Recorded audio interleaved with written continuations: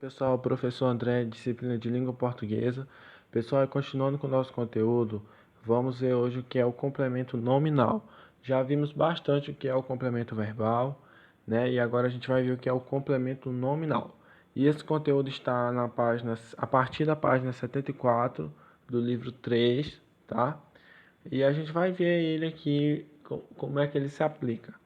Então, ele se inicia na página 74, mas a explicação dele está na página 75. Então, vamos ver o que o livro diz.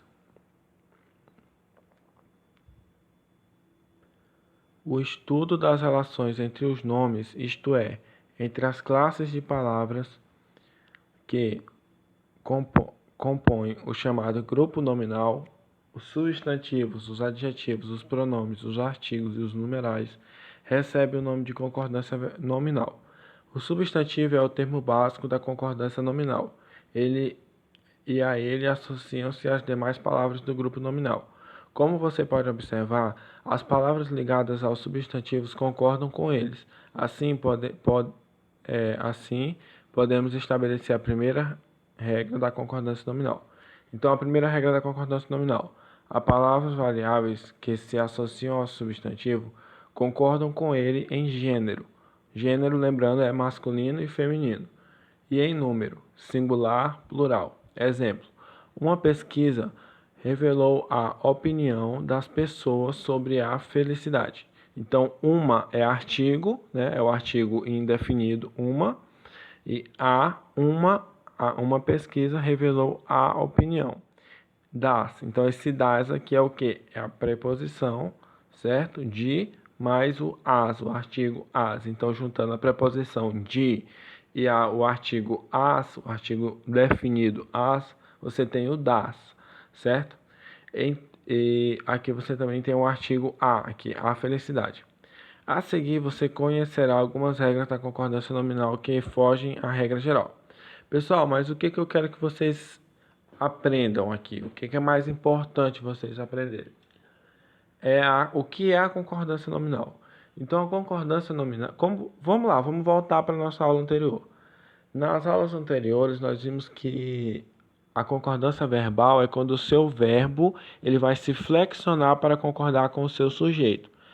Essa flexão ela pode ocorrer de modo, de tempo, certo? Por exemplo, o que seria a flexão de modo? Seria aqueles modos imperativo, subjuntivo, indicativo.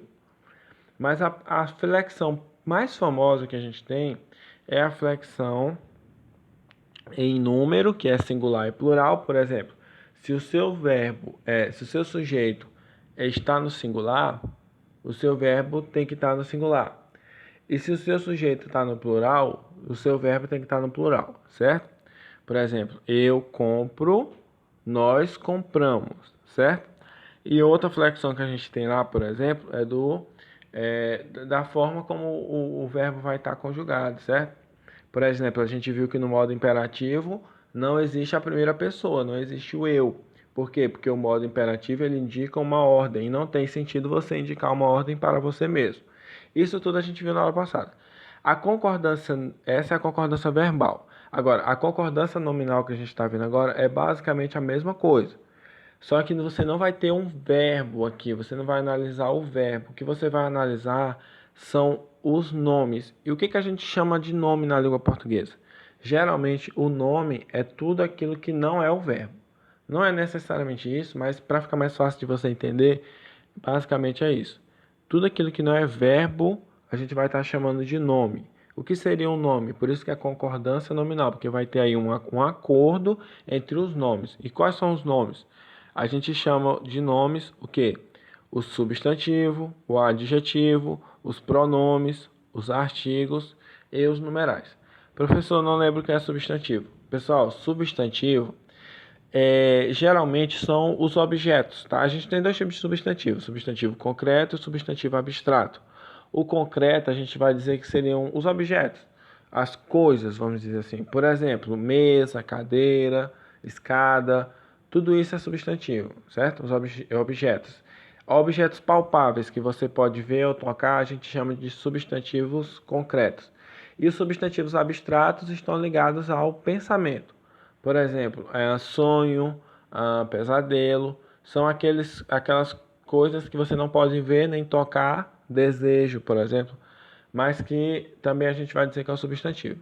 Então a gente tem o substantivo concreto, que você pode pegar, ver, por exemplo, como a mesa, e o substantivo abstrato, que é o que você não pode ver nem tocar, por exemplo, o sonho. Por mais que você possa ver aquele sonho, você não, se você contar para outra pessoa, a pessoa não vai conseguir ver em detalhes o que você viu.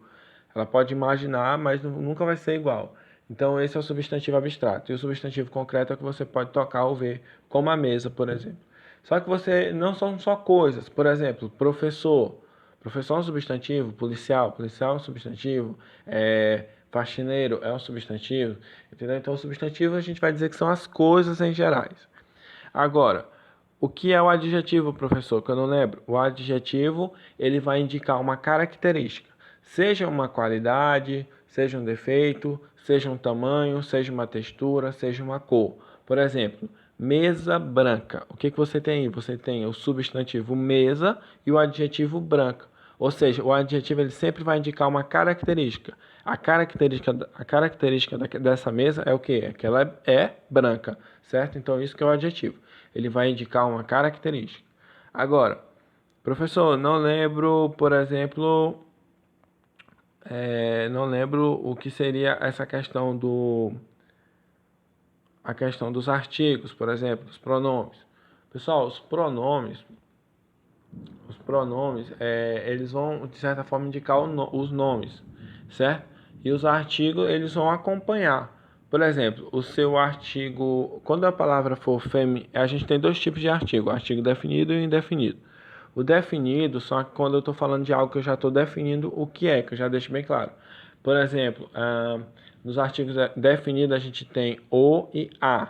Por exemplo, quando eu digo assim, o carro, a casa, eu estou falando de uma casa ou de um carro específico. Eu estou falando de um carro ou de uma casa que eu sei muito bem qual é.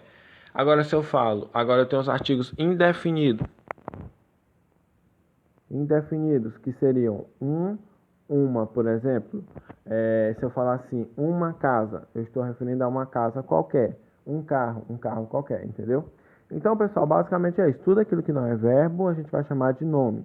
E o nome a gente trata a concordância nominal, que é a concordância, por exemplo, do seu sujeito com, aliás, a concordância do seu substantivo com o seu adjetivo. Aliás, concordância do seu substantivo com o seu artigo, por exemplo.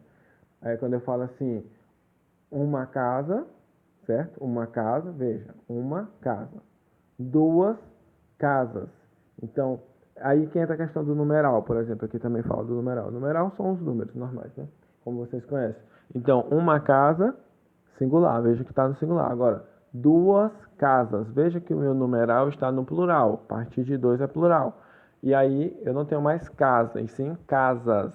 Isso é uma concordância nominal. O substantivo está concordando com o numeral. Numeral no singular, substantivo no singular.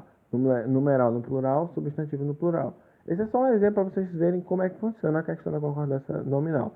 É a mesma ideia da concordância verbal, só que sem o verbo. O que você vai analisar aqui são os nomes, certo? Então, pessoal, esse é o conteúdo de vocês. Eu espero que tenha dado para entender. Eu vou estar deixando a atividade que inicia na página 73, certo? Aí vocês vão fazer a leitura dos casos especiais para vocês fazerem a atividade. A atividade inicia na página 73, certo? Vai à página 74, 75.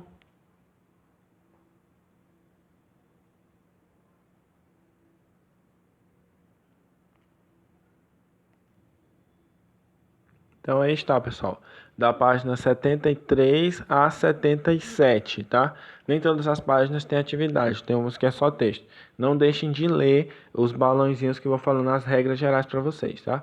Então boa sorte a todos e até a próxima aula.